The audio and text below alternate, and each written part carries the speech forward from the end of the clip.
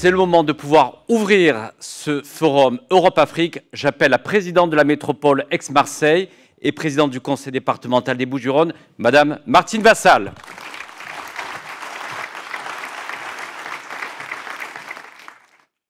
Monsieur le ministre chargé du commerce extérieur et de l'attractivité, mon très cher Franck Riester, Monsieur le commissaire européen pour le marché extérieur, cher Thierry Breton qui est en visio, Madame la Première ministre, Monsieur le vice-ministre, Mesdames et Messieurs, en vos grades et qualités respectives, je dirais, chers amis d'Afrique et d'Europe, and if you allowed me, Mr. Minister, just a few words in English. Ah, it's going to be the same translation at the same time? D'accord. Donc, je pense que je vais le faire directement en anglais. Hein? Non. Thank you very much to be here today because it's very important for us to welcome you in this event. The first one to make a big link between Europe and Africa. And to have chosen in here the metropolis of Aix-Marseille Provence is very important for us. And I'm very proud of it. And I know all the travel we're going to do is going to be a very huge and well done work. So a big day today. Monsieur le ministre, je vais poursuivre en français puisque nous sommes sous la langue officielle de l'Union européenne, présidée aujourd'hui par la France, et vous dire que ce lien qui nous unit de manière très forte avec le continent africain, il est aujourd'hui mis en avant. Il est mis en avant et je remercie notamment tout le monde francophone qui est venu ici, sur cette métropole, venir donner ce message d'espoir pour pouvoir, dans nos débats, bien entendu, faire avancer nos relations entre l'Europe et l'Afrique. Il est vrai qu'aujourd'hui, nos mondes vivent dans un climat un peu particulier. Nous sommes sous la menace d'incertitude, nous sommes sous la menace de drames humanitaires, nous sommes sous la menace de drames sécuritaires. L'actualité tragique qui se passe aujourd'hui en Ukraine nous montre, bien entendu, comme il est plus que jamais de notre devoir de continuer à construire, de continuer à tisser des liens ensemble entre nos peuples, entre nos cultures et bien sûr entre nos continents. Et ce contexte troublé nous rappelle bien sûr, encore une fois, que cette vérité doit être notre priorité et que cette vérité sera encore renouvelée de manière importante. Et aujourd'hui, je voudrais profiter de l'occasion qui m'est donnée pour accueillir ce premier forum Europe-Afrique pour réaffirmer l'importance de ces enjeux de co-construction dans cette stabilité du monde, pour souligner aussi l'impérieuse nécessité de coopérer, de développer nos partenariats au travers de l'ensemble de nos accords de coopération, et ceci pour garantir une paix durable. Je sais que depuis ici, le cœur de notre métropole, la ville de Marseille, la porte du nord vers le sud, eh bien, s'ouvre. Elle s'ouvre pour mettre en avant notre capitale, cette capitale d'un territoire qui est riche, qui est pluriel, et qui, depuis de très nombreuses années, a su jeter des passerelles au-dessus de la Méditerranée. Dans le cadre de sa présidence du Conseil de l'Union européenne, la France a fait du renforcement du partenariat euro-africain une de ses priorités, justement pour créer des conditions d'une relation encore plus forte et permettre de bâtir un avenir ensemble.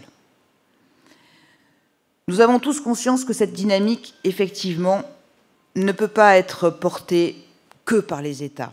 C'est une évidence. Et les institutions publiques locales ont vraiment un rôle à jouer, que ce soit à l'échelle des communes, à l'échelle des métropoles, à l'échelle des départements, à l'échelle des régions.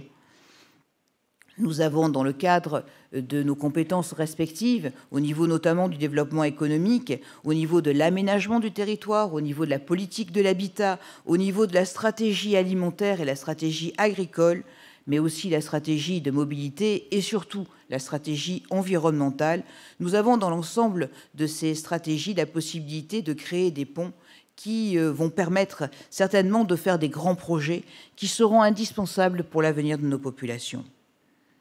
Alors, nous l'avons démontré, et le gouvernement a été extrêmement sensible, et je remercie le président de la République d'avoir entendu la voix des territoires durant la crise sanitaire. Heureusement que les collectivités étaient là.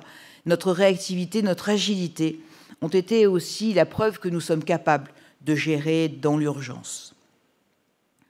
Alors, je le disais, ce forum présente une vraie opportunité pour réfléchir dans la manière dont nous pouvons à la fois interagir, mais aussi contribuer à bâtir, on va dire, ce New Deal entre nos deux continents. Il est incontestable que l'Afrique, dans toute sa diversité, est et sera un des moteurs mondiaux de la future croissance. L'Afrique l'a démontré, entre autres grâce à une population jeune et son esprit aussi d'innovation, mais aussi grâce à une mobilisation incroyable pour fabriquer des solutions innovantes. Elle a su aussi s'imposer comme un acteur commercial qui compte et qui dispose de moyens aussi pour financer son développement. Et je veux croire, au moment de refonder la relation entre nos deux continents, que nous, ici, la métropole Aix-Marseille-Provence, pouvons être une source d'inspiration en raison de nos bonnes pratiques que nous avons développées pour renforcer justement cette complémentarité. Notre positionnement géostratégique est exceptionnel, mais nos liens historiques aussi, nos liens économiques, nos liens culturels, notre écosystème dynamique sont tournés vers la Méditerranée. Tous ces atouts confèrent un rôle essentiel pour faire ce trait d'union. Ils nous permettent en toute légitimité de nous affirmer comme une véritable référence, et je dirais même comme une plateforme incontournable entre l'Europe et l'Afrique. Notre territoire, d'ailleurs, grâce au creuset de sa diversité, compte une forte diaspora africaine. Ce sont plus de 5000 talents africains, étudiants, entrepreneurs, cadres, qui sont formés ou accompagnés chaque année au sein de notre université, qui est la première université francophone du monde d'ailleurs, et au sein d'un campus de l'Agence française de développement, mais aussi au sein de nos accélérateurs et au sein de nos pépinières. Aix-Marseille-Provence accueille un tissu d'entreprises fortement impliquées dans la relation avec l'Afrique, avec les grandes entreprises emblématiques comme CMA-CGM, mais aussi l'Olympique de Marseille, mais aussi d'autres entreprises comme la Compagnie fruitière et également tout le réseau qui est fait avec Africa-Link. Et enfin, je ne vous l'apprends pas, mais notre métropole consacre ici 20% des investissements africains en France, à l'image de l'implantation de sociétés comme Ingenio, qui est une entreprise de télécom congolaise, mais aussi du groupe HPS, qui est d'origine marocaine, c'est un des leaders d'ailleurs dans la monétique, ou encore la start-up LifeLed, qui a été fondée par un ingénieur de Côte d'Ivoire.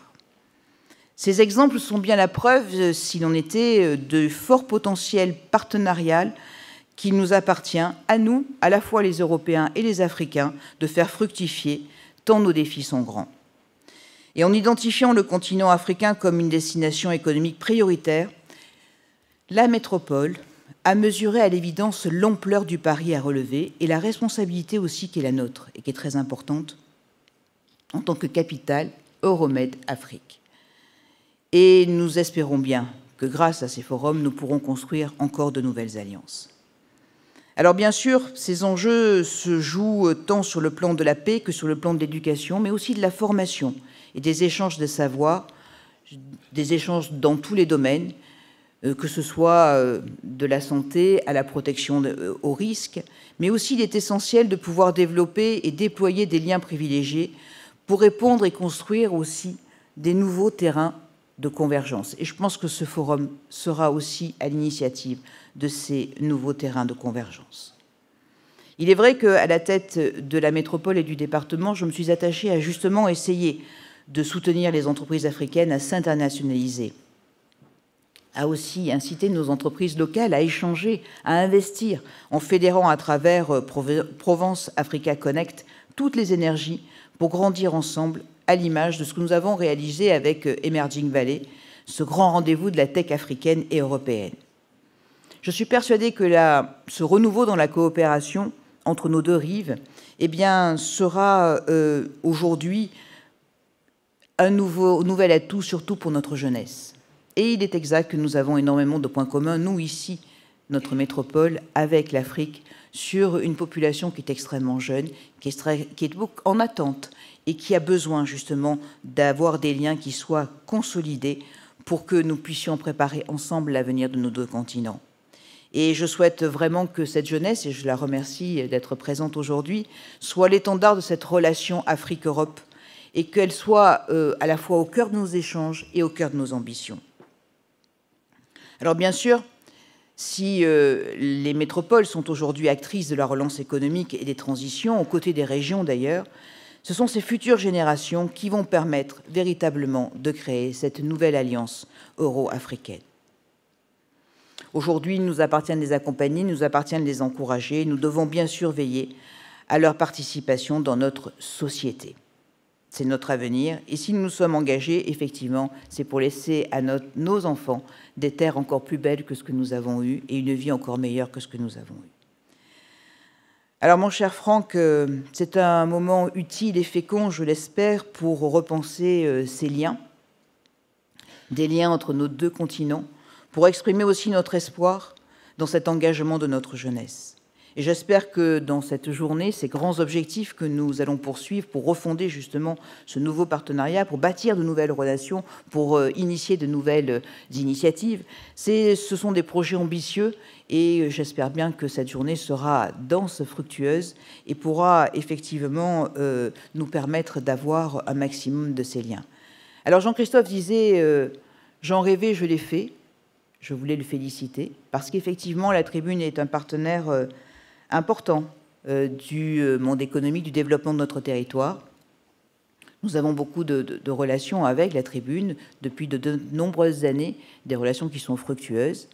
Et quand on arrive à faire entendre, sortir un son d'un piano européen de cette façon-là, on se dit que vraiment tout est possible et que c'est ensemble que nous arriverons à tisser ces liens et que nous devons donner cet exemple et que la première journée sera certainement une journée qui sera marquée au fer rouge parce que ce sera la série de longs forums qui permettront de renforcer encore plus nos liens pour nous, pour nos habitants, pour nos territoires et pour l'ensemble de nos enfants qui attendent beaucoup de ce que nous allons pouvoir leur proposer aujourd'hui. Bonne journée à tous et à toutes, bon travail à tous et à toutes et nous nous retrouverons tout au long de la journée dans des interventions qui seront courte, efficace et certainement très punchy. Merci à tous.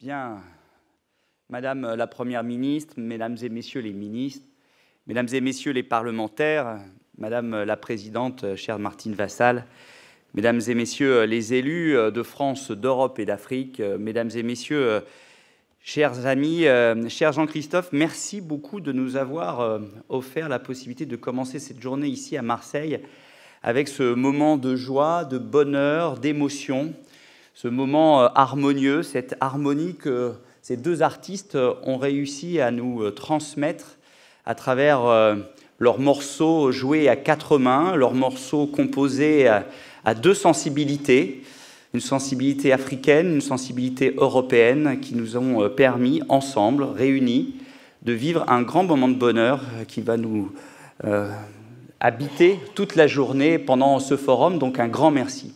Un grand merci à toi et un grand merci à Martine Vassal et à tous les partenaires de ce forum d'avoir eu l'audace de lancer ce premier forum autour de l'Europe, autour de l'Afrique, autour de la relation entre ces deux continents, en passant, je dirais, par le focus tout particulier des métropoles.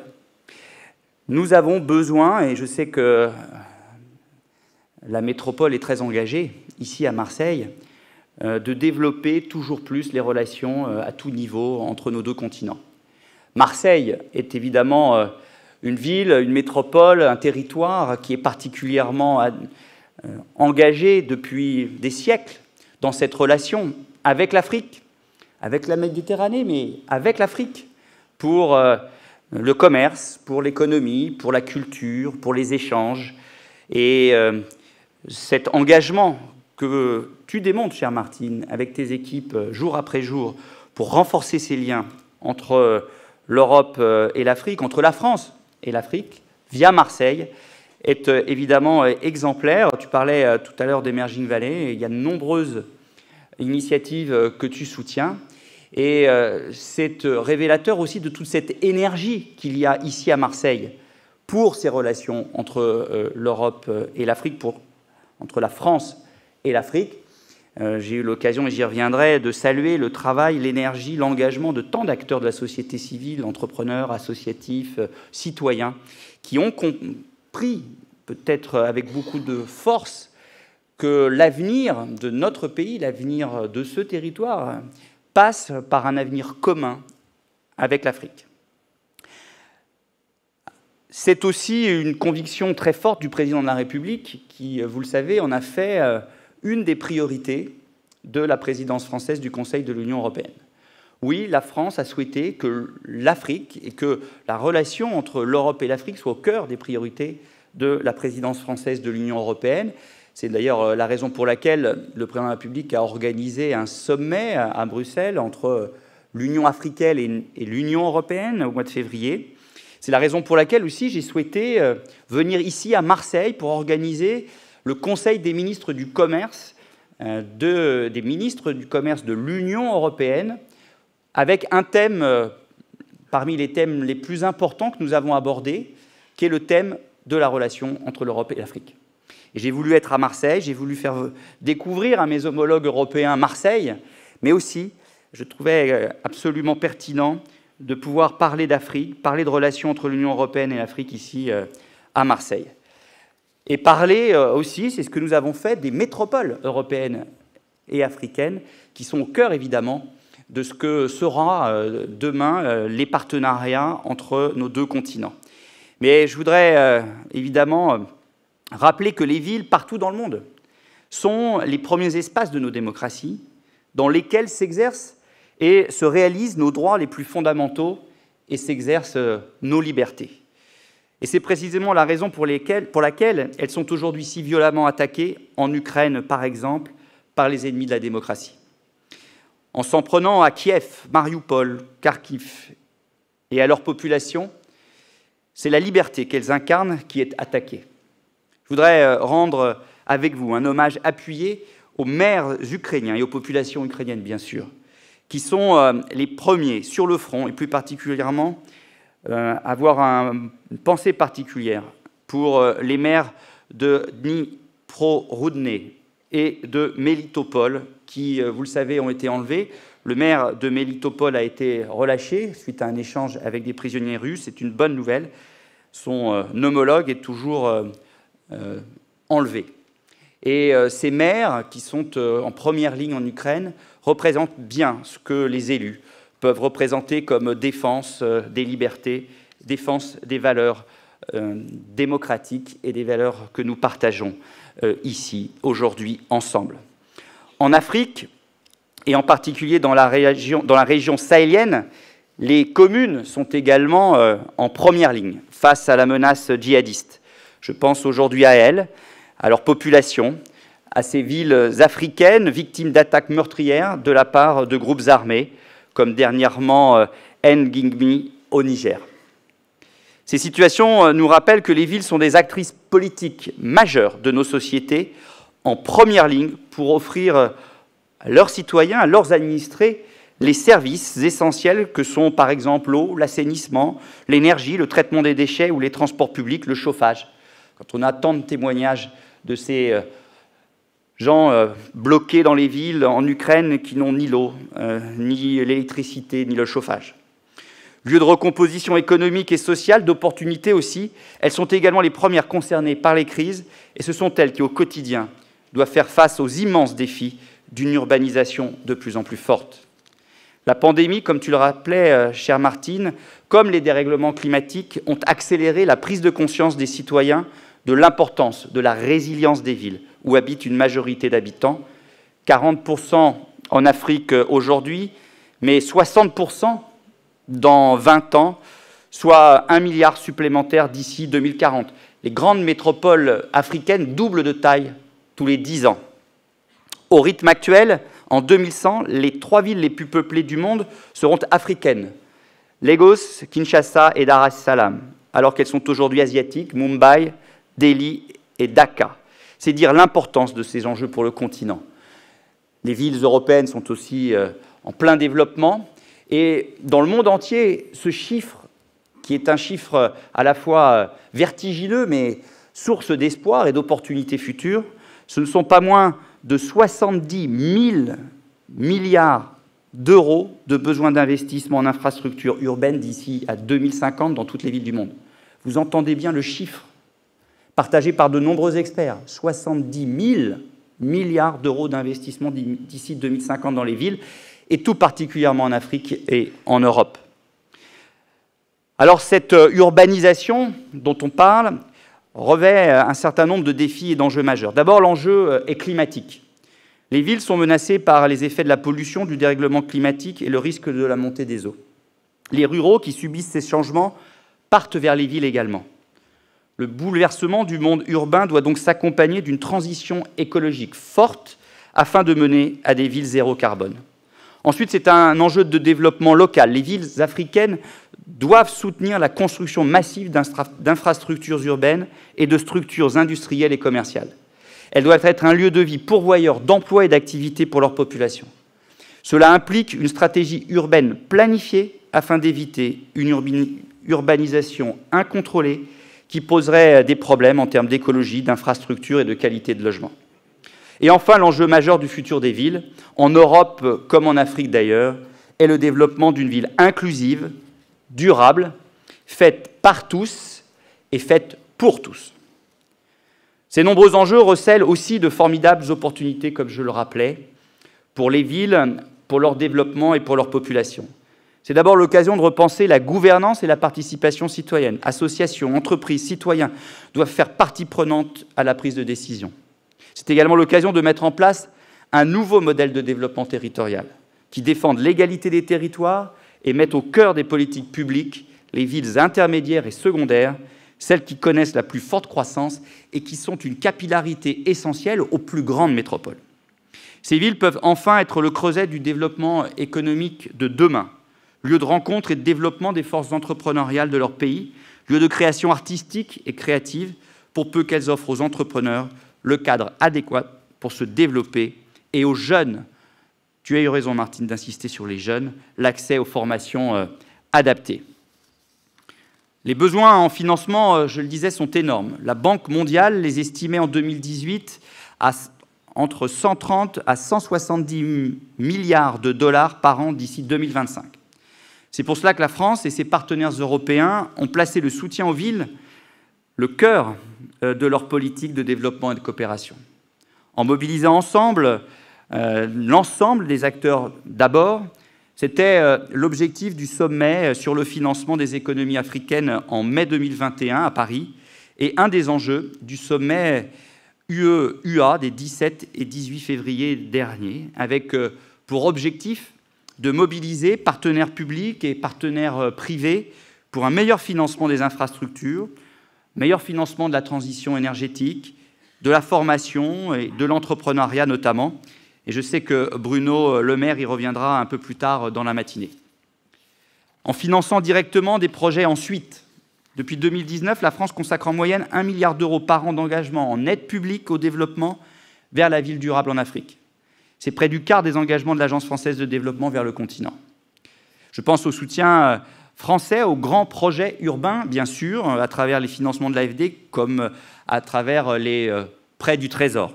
Je citerai par exemple les projets de Proville à Tunis pour améliorer les infrastructures dans les zones urbaines défavorisées, les programmes d'accès à l'eau dans les villes comme Kisumu, Mombasa ou Nairobi au Kenya, le TER de Dakar qui vient d'être inauguré et le formidable projet du métro d'Abidjan qui doivent tous deux permettre d'améliorer les transports urbains dans leur ville. Mais allons de là avec des projets novateurs comme le programme City Rise qui offre des garanties du groupe AFD avec un soutien de la Commission européenne pour permettre à des villes africaines de toute taille d'avoir accès à des financements en monnaie locale et sur des maturités longues pour investir dans les infrastructures durables. Ou le soutien français au réseau Aston, auquel nous apportons 3 millions d'euros et qui réunit 12 villes africaines autour d'un même but. Créer des smart cities, villes connectées, qui proposent des outils digitaux et services adaptés au contexte local et aux besoins de leurs habitants.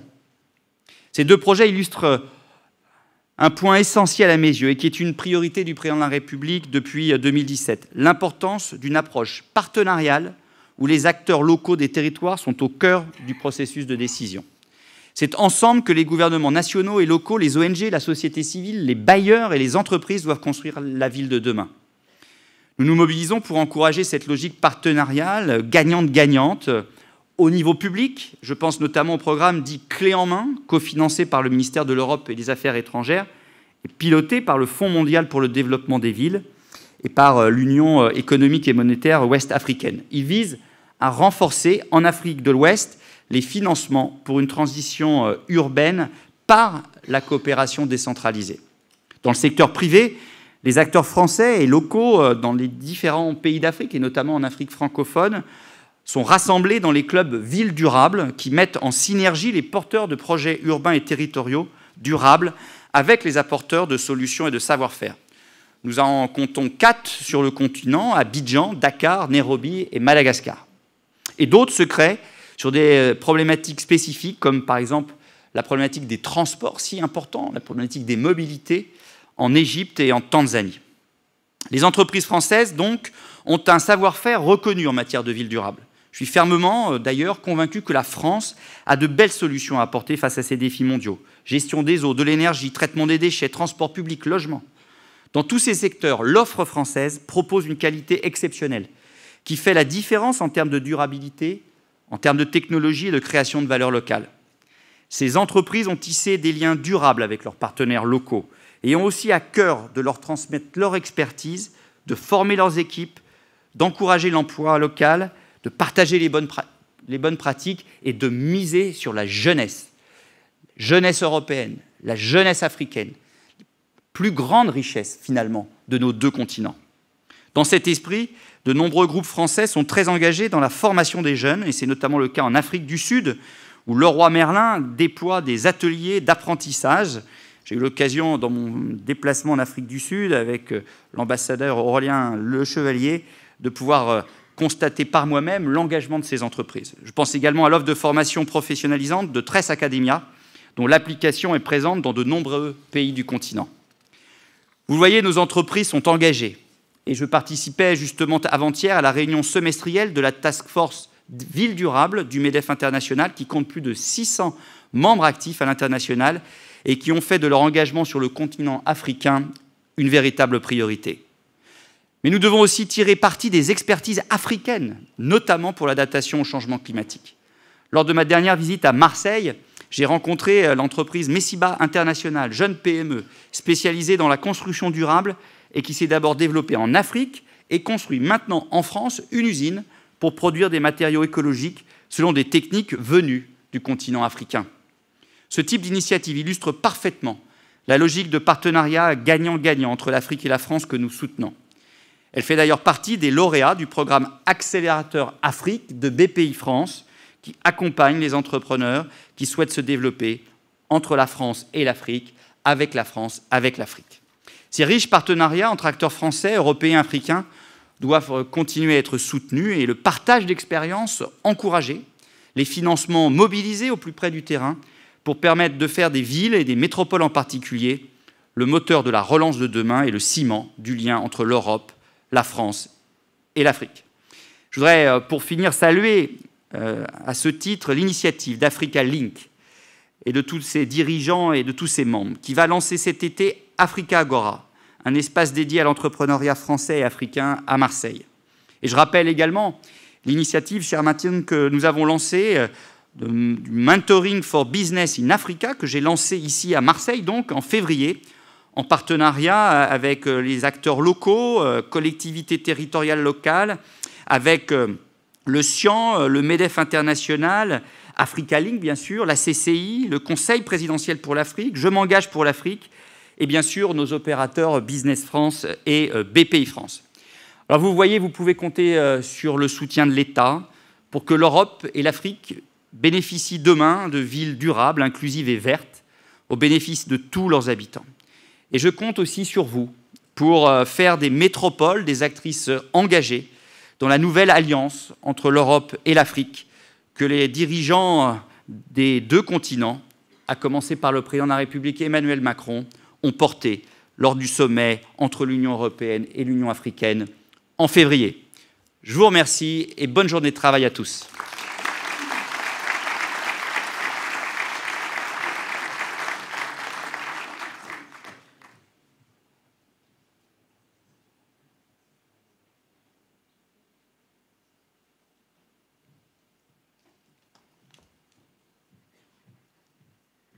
Bien, merci Monsieur le Ministre. On va poursuivre. Avant de démarrer cette première table ronde pour poser les enjeux du New Deal, on va poursuivre en musique pendant 3 petites minutes et vous dire que vous êtes d'ores et déjà plus de 5000 à nous suivre en direct sur la tribune et la tribune Afrique. Merci en tous les cas d'être avec nous en direct depuis le Pharo à Marseille.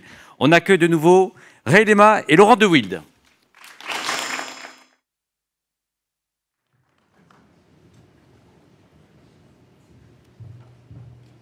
Merci beaucoup.